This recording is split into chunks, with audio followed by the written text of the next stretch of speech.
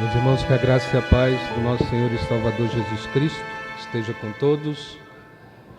Nós queremos, desde já, agradecer a Deus pelo privilégio de podermos caminhar com os irmãos.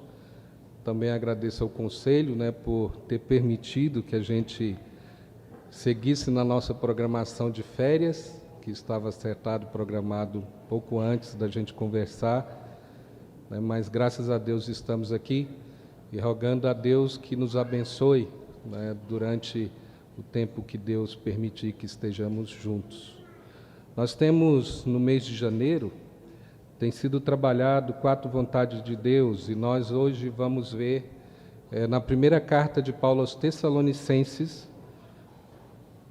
no capítulo 1, aliás, capítulo 4, verso de número 3.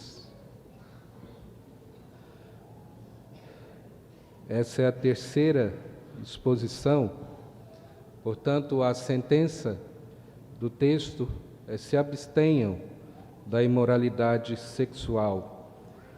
Essa é a terceira exposição dentro das 4 vontades de Deus que foi proposto para o mês de janeiro.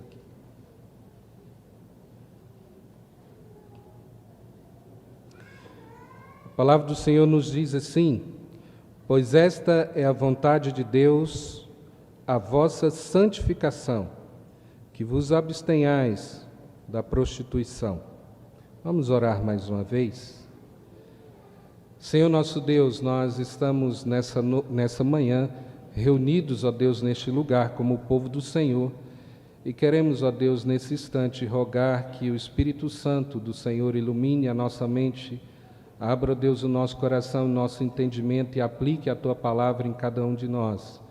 Que haja, Deus, conversão, ó Deus, dos caminhos errados, que o Senhor, ó Deus, possa nos fazer compreender qual é a vontade do Senhor e assim abençoar o Teu povo, ó Deus, em santificação, que é a vontade do Senhor expresso, ó Deus, em toda a Escritura. Nós oramos assim nessa manhã, em nome de Cristo Jesus. Amém.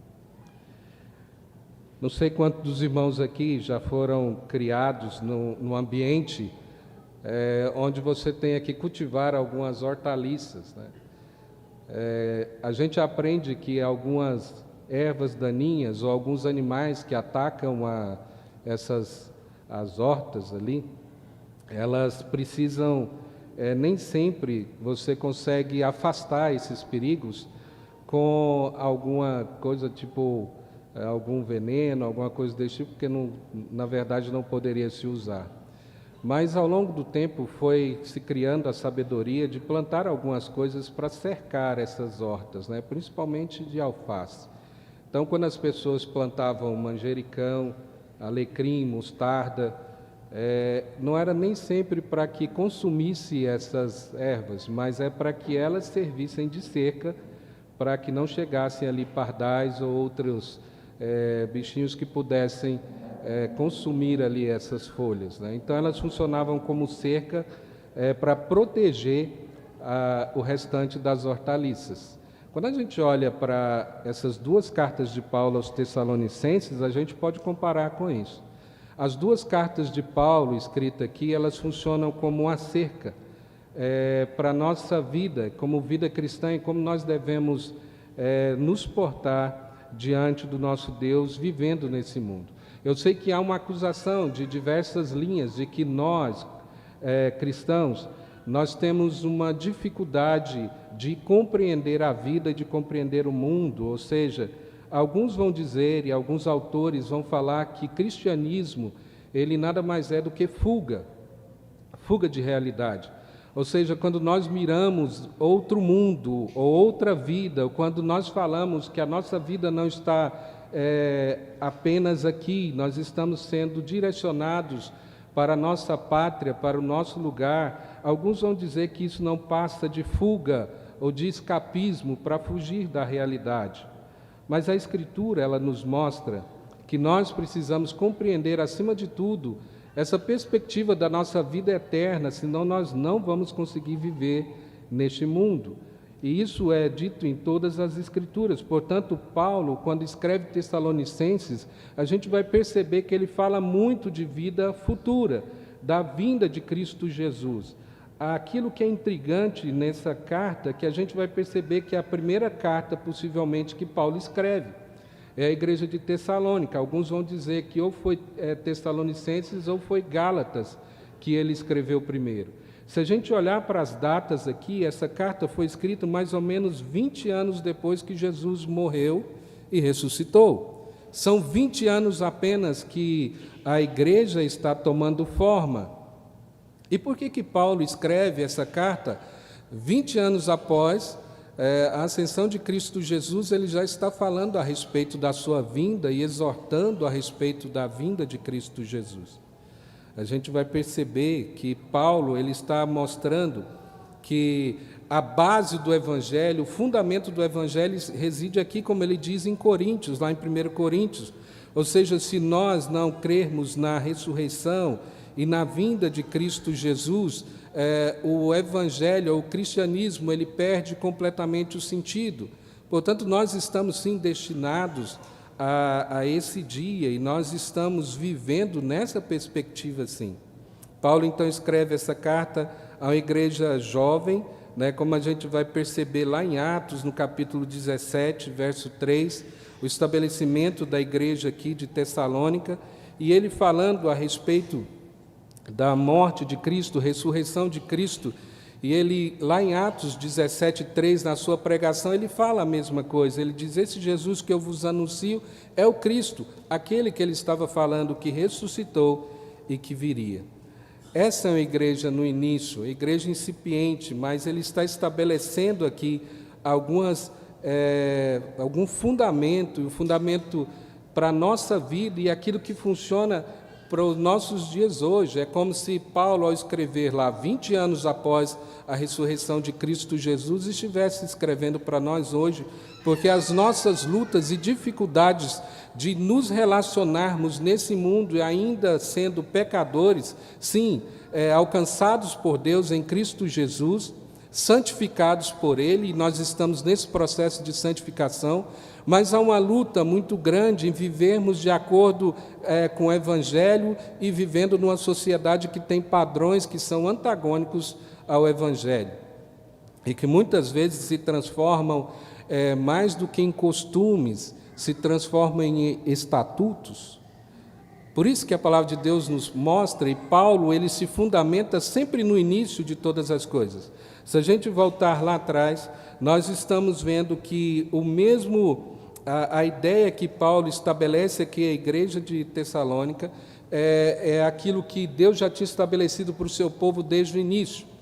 Lá no capítulo 18 de Levítico, quando a máxima ela é dita pela primeira vez: sede santos, porque eu, Senhor, sou santo, estabelecendo isso como condição que você não pode abrir mão, ou seja, é isso e pronto, sede santos.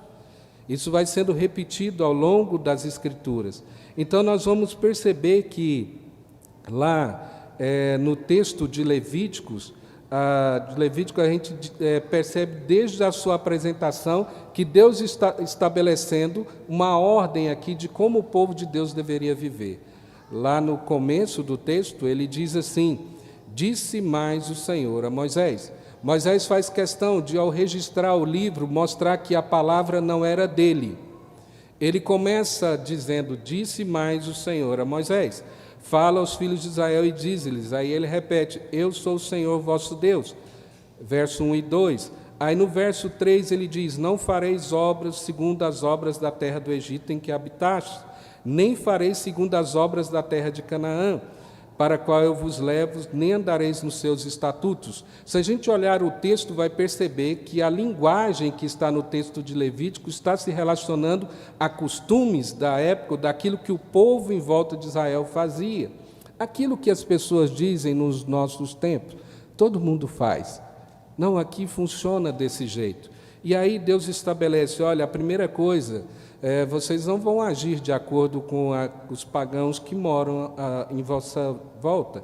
E ele coloca costumes aqui, estabelecendo que o costume se transforma no estatuto, ou numa lei.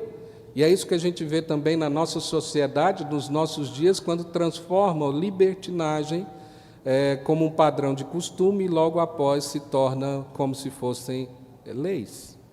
E aí ele diz: farei segundo os meus juízos e os meus estatutos, guardareis para andares neles. De novo ele repete: eu sou o Senhor, vosso Deus. Portanto, os meus estatutos e os meus juízos guardareis cumprindo-os. O homem viverá por eles, eu sou o Senhor. Na sequência do texto, ele começa a relatar vários problemas de ordem de imoralidade. Aquilo que o texto que nós lemos mostra, no texto nosso foi traduzido aqui como prostituição. A palavra ela é muito mais ampla do que simplesmente isso. Talvez você, ao ler o texto, diga: não, eu não me enquadro aqui nesse termo, na prostituição, porque nós temos uma ideia vaga a respeito daquilo que seja a prostituição. Mas o termo usado aqui, tanto no Antigo Testamento, ao falar sobre imoralidade, quanto o termo correlato no Novo Testamento é porneia, e é o termo que é usado aqui, que foi traduzido como prostituição. Esse mesmo termo é relatado por Jesus em Mateus 19, quando ele fala a respeito do adultério. É o mesmo termo, falando de porneia. E a gente, ao olhar para o termo, nós vamos perceber que ele tem uma aplicação muito mais ampla, diz respeito à fornicação, adultério, idolatria, desonestidade habitual. Tudo isso está relacionado com o mesmo termo, que é usado aqui no texto que nós acabamos de ler, que é traduzido como prostituição. Portanto, ele está colocando dentro do termo aqui, daquilo que que se contrapõe à santificação, tudo aquilo que é imoralidade sexual e aquilo que se opõe à ordem estabelecida por Deus. Então, tudo está aqui, não apenas, como eu disse, para alguém que acha que a prostituição seja alguma coisa apenas por vender o seu corpo, utilizando para ganhar a vida, mas ele está colocando isso aqui de uma maneira muito mais ampla. Então, toda a ordem de moralidade sexual é aquilo que está oposta à santificação. O texto que nós lemos tem duas sentenças. Portanto, ele diz: pois esta é a vontade de Deus. Se nós quisermos saber qual é a vontade de Deus, quando você se pergunta qual é a vontade de Deus para a minha vida, a resposta é simples: a santificação.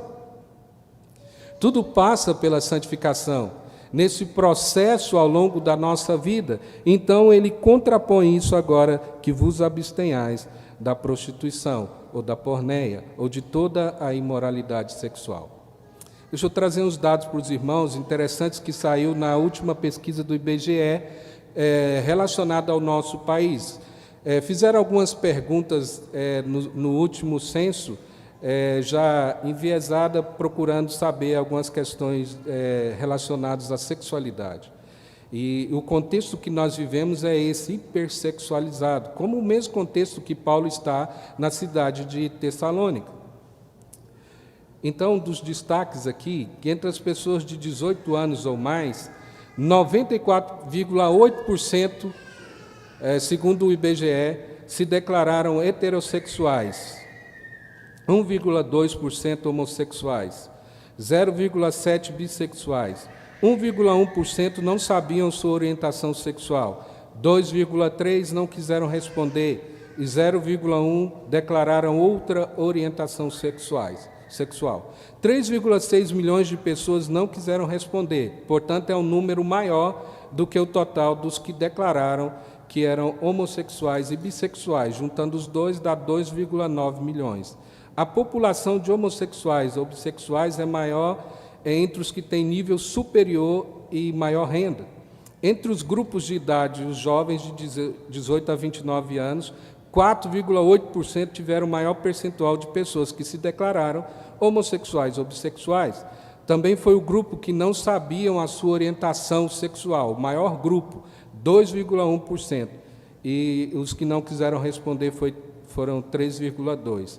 Então, 2,1% se declararam homossexuais ou bissexuais. Por região, colocaram como Sudeste, e região menor, Nordeste.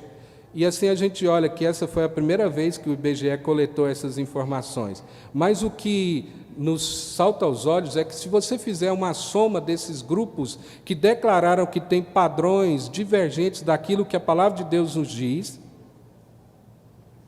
são apenas 5,2% da população que tem ditado as normas desconexas de sexualidade no nosso país. 5,2%, segundo o IBGE. Mas nós sabemos que isso é muito mais amplo do que se imagina, porque, como eu disse, o termo que é usado na Bíblia está colocando algo que se relaciona com a nossa vida de maneira como um todo, na nossa vida e na nossa maneira de agir, na nossa maneira de se relacionar com o mundo, e ele está mostrando aqui que esse é algo que atenta diretamente contra a santificação.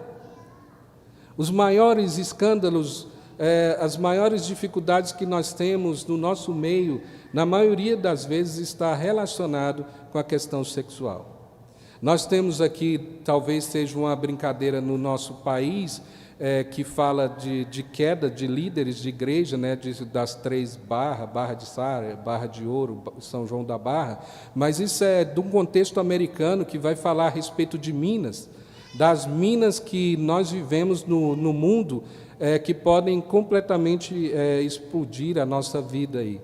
E ele fala da mesma maneira, e a primeira e sempre, aquilo que mais tem atentado contra nós, no meio cristão, está diretamente ligado à questão da sexualidade e da imoralidade sexual. Se a gente olhar para a palavra de Deus, a gente vai se assustar com quantas ordens que Deus nos dá com respeito a isso. Quando ele fala a respeito de concupiscência dos olhos, da carne, está relacionado diretamente a isso. E são vários textos mostrando que nós temos uma dificuldade. Isso é algo que nós precisamos atentar completamente na nossa vida e de maneira clara na nossa vida, porque a palavra de Deus ela nos mostra que esse é um padrão que atenta contra a santidade, que é uma ordem. Portanto, nessa manhã, rapidamente, eu só quero aplicar esse texto na nossa vida aqui. A primeira coisa é que nós temos uma graça que liberta, e que nos liberta desses padrões. Ou seja, mesmo que você esteja num contexto ou vivendo em ambientes que isso está muito naturalizado, a palavra de Deus nos mostra que é possível sim se libertar de tudo isso. Lembre-se bem do termo que é amplo: adultério, qualquer questão de imoralidade sexual, qualquer padrão de desvio daquilo que a palavra de Deus nos mostra, que é o padrão original relatado desde Gênesis. Tudo isso está sendo colocado aqui como algo completamente contrário à santificação. Mas há uma notícia boa: a graça do Senhor ela nos liberta e pode nos libertar de tudo isso. O verso de número 1, que esse texto que nós lemos está falando do 1 até o 8 a respeito do mesmo assunto. Ele diz: finalmente, irmãos, nós vos rogamos e exortamos no Senhor Jesus que, como de nós recebestes, quanto à maneira porque devias viver e agradar a Deus, e efetivamente estáis fazendo, continueis progredindo cada vez mais. Quando Paulo usa a palavra finalmente, ela é traduzida aqui não como uma conclusão no texto, mas ele está relacionando com aquilo que ele já estava dizendo antes, como para outros assuntos, e aqui ele começa a falar a respeito disso. Então ele diz que nós pedimos e exortamos no Senhor Jesus. No verso de número 8, você vai entender porque Paulo está falando isso. O verso 8 diz: de Sarte, quem rejeita essas coisas não rejeita o homem, e sim a Deus, que também vos dá o seu Espírito Santo. Ou seja, Paulo está dizendo: aquilo que eu vou falar agora, o que eu estou dizendo não é o padrão humano, não é o que eu quero estabelecer para que vocês vivam agora. Ele está dizendo: olha, o que eu estou falando é o padrão de Deus para a sua vida. Não é apenas um costume diferente que eu quero implantar na igreja, não é apenas uma mentalidade diferente, eu estou falando do padrão e da ordem de Deus para a nossa vida. Se alguém achar que eu estou falando como homem, eu estou falando daquilo que Deus está ordenando ao seu povo. Portanto, mesmo que alguns pudessem acusar Paulo de estar colocando algum padrão diferente ou de cultura, de costume, ele está dizendo, não, essa é a vontade de Deus, não é a minha opinião, é o que a Bíblia diz. A Bíblia, ela não é um livro de opiniões, não é um livro de opiniões. Aquilo que a palavra de Deus nos mostra é a revelação da parte de Deus e a verdade da parte de Deus, e isso é um imperativo para a nossa vida. Em momento algum nós podemos colocar textos em lugares onde seja apenas padrões e costumes, porque senão nós relativizamos toda a Escritura. E assim a gente vê no nosso tempo hoje, onde as pessoas pegam parte das Escrituras e outras elas querem, de alguma maneira, atualizar por achar que aquilo era apenas um costume e não percebem o padrão de santificação e o princípio de santificação por trás de todas essas coisas. E é o que Paulo está dizendo para eles. Antes que vocês digam que eu estou apenas querendo implantar um costume novo, mesmo que vocês vivam isso de maneira natural na cidade de Tessalônica, que, se os irmãos lembrarem, ela rivalizava com a cidade de Corinto na questão da libertinagem sexual. Portanto, isso era comum para as pessoas, isso era muito aquilo que a gente diz no nosso dia, não, isso todo mundo faz, não, é assim mesmo. Era comum para eles a imoralidade sexual. Portanto, é nessa sociedade que Paulo está dizendo e falando, olha, o que eu estou falando não é costume não, é estatuto, não é apenas algo que eu quero implantar para vocês, mas é a ordem de Deus. Mas então ele nos apresenta essa graça de Deus, ou seja, nossas vidas demonstram essa realidade na nossa fé, e Paulo usa essa palavra ao longo do texto de Tessalonicenses, de trajetória, de caminhada, e aí ele vai mostrar que há uma trajetória que precisa ser dominante na nossa vida, há trajetória dominante. Só para tentar deixar mais claro, se você tem um padrão, um ponto de referência, aonde você quer chegar, você pode muitas vezes ter problemas que você dá um pouco de desvia um pouco para a direita ou para a esquerda, mas você não muda bruscamente voltando para trás, no outro sentido, ou para o lado direito completamente ou esquerdo. Você vai ter uma pequena variação. Esse é um padrão dominante. Se você entende que o seu padrão dominante de vida e o seu caminho está indo em direção a Cristo Jesus, por causa do pecado que ainda habita em nós, nós temos as oscilações, mas nós estamos indo no padrão dominante. Você tem que estar indo em direção e abandonando pecados ao longo da sua trajetória. Não é aquela coisa de você falar, não, Deus vai perdoar tudo. Ou aquilo que a sociedade ela prega até cantando, os poetas, uma coisa é o corpo, outra coisa é o espírito. A palavra de Deus não faz diferença disso. Ela nos coloca de maneira completa, ou seja, tanto o pecado, tanto no corpo quanto na alma, são passíveis de condenação.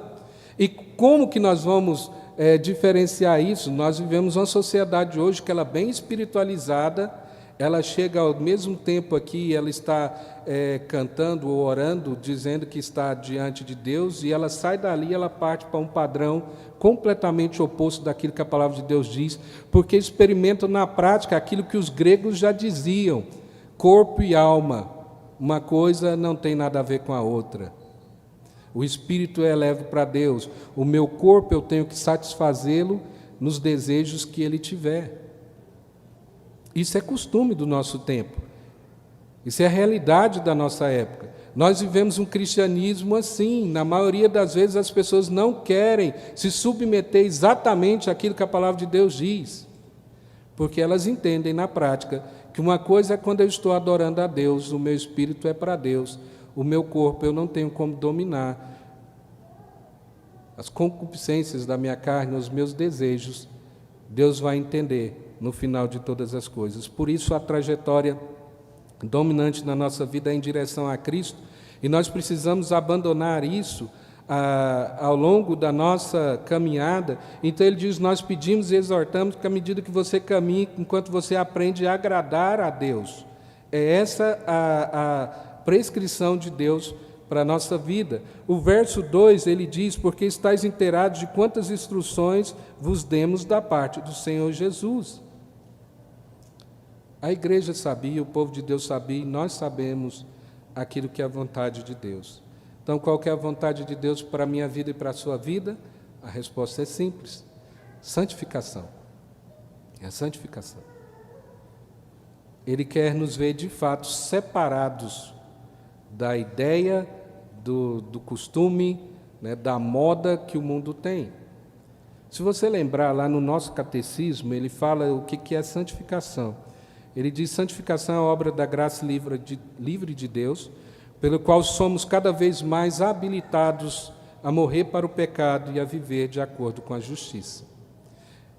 A boa notícia é que você não está sozinho nisso. A santificação é uma obra de Deus na nossa vida. Ele nos chama na participação. É uma participação nossa, mas aquilo que a palavra de Deus nos mostra é que Ele faz, e Ele está fazendo isso. Portanto, nós precisamos nos submeter a essa vontade de Deus a cada dia mais, para que nós possamos ser habilitados a morrer para o pecado. Esse é o desejo que nós devemos ter no nosso coração.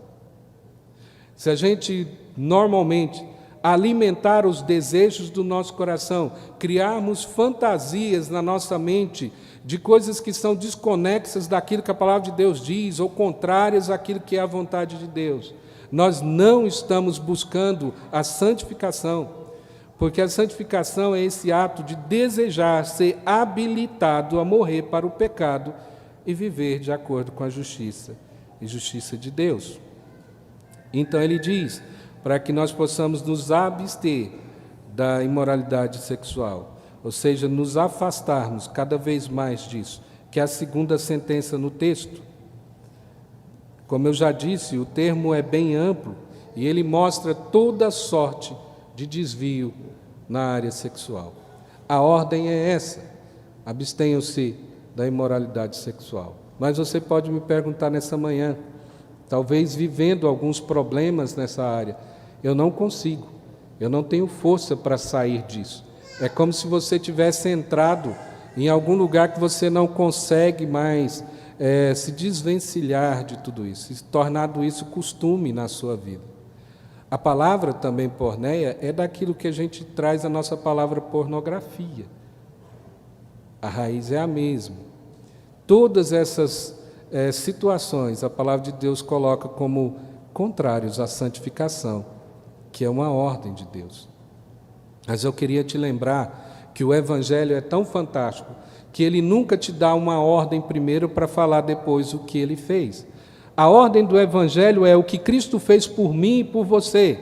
O que Deus estabeleceu em Cristo Jesus por mim e por você. Ou seja, Ele veio para morrer no meu e no seu lugar, para nos libertar da imoralidade sexual também. Foi isso que Cristo fez. Quando Cristo Jesus padeceu na cruz pelos nossos pecados, pelo meu e o seu, isso estava na conta. Então Ele fez primeiro. Agora a ordem ou imperativo vem depois, ou seja, Ele já te alcançou. Então é possível sim se ver liberto de todos esses padrões que não agradam ao Senhor. Em Cristo Jesus. Porque Ele fez. Então, você lembre sempre da ordem do Evangelho. A primeira coisa é o que Deus fez em Cristo Jesus por mim e por você. A segunda coisa, quando Ele nos ordena a viver de acordo com esse Evangelho, é depois. O imperativo, ele não vem antes do indicativo, senão nos tornaríamos apenas fariseus. O indicativo vem antes. É o que Deus fez em Cristo Jesus por mim e por você. Então é possível sim se ver liberto desses padrões. Eu quero concluir te lembrando de algo que é fascinante na palavra de Deus. Nos diálogos de Cristo Jesus. Se você trouxer a memória aí, qual foi um dos maiores diálogos de Jesus? Foi com doutores da lei, falando a respeito de minúcias do texto? Foi com os fariseus, saduceus? Não. O que me assusta é que um dos maiores diálogos relatados que Cristo Jesus está tendo com a pessoa é com a mulher adúltera, mulher samaritana. João, no capítulo 4, aquela mulher no poço, conversando com Cristo Jesus, com um padrão sexual completamente quebrado, porque ela diz que já tinha tido 5 maridos, e aí Jesus fala: bem disseste que o que agora está com você também não é. A gente vê que Jesus gasta um tempo muito grande conversando com ela. Os discípulos se assustam com aquilo que Jesus está fazendo, e ele está conversando com a mulher samaritana num poço a respeito de relações sexuais quebradas. Não é assustador isso? Portanto, o mesmo Jesus conversando com aquela mulher samaritana e se interessando pela sua vida, direcionando ela, falando a respeito de uma água que fluiria do seu interior e que saciaria de fato a sua vida e a sua sede, ou seja, que nada nesse mundo, mesmo na carne, de impulsos nossos seriam maiores do que o desejar a Deus. Ele está mostrando isso para ela. É possível, há algo muito maior que pode dominar os seus afetos, que pode dominar o seu coração, a sua mente. É essa água da vida que Cristo Jesus oferece.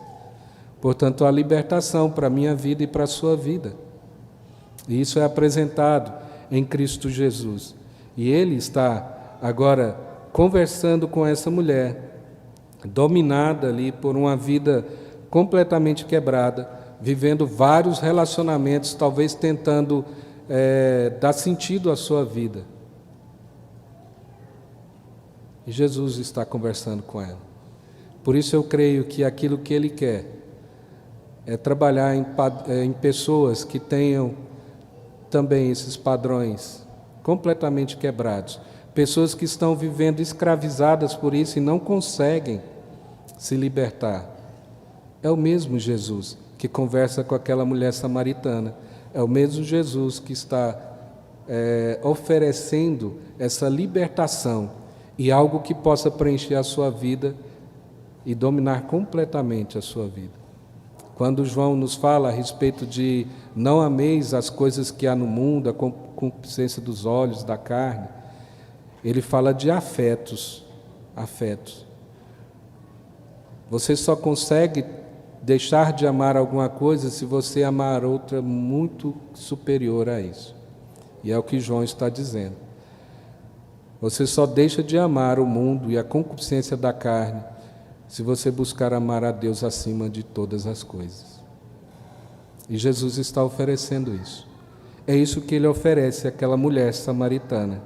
E é isso que Ele nos oferece, está nos oferecendo nessa manhã. Você lembra que eu falei a respeito do jardim e das hortaliças? Nós precisamos criar cercas. E a cerca que a gente cria na santificação é uma vida dedicada de fato ao Senhor. Não negligencie oração, leitura da palavra, comunhão dos santos. Não se afaste disso. Quando nós começamos a nos afastar, nós começamos a relativizar algumas coisas. E a gente começa a falar: olha, todo mundo faz. Tem gente que faz pior. Mas aquilo que Deus quer é a nossa santificação. Deus quer nos libertar.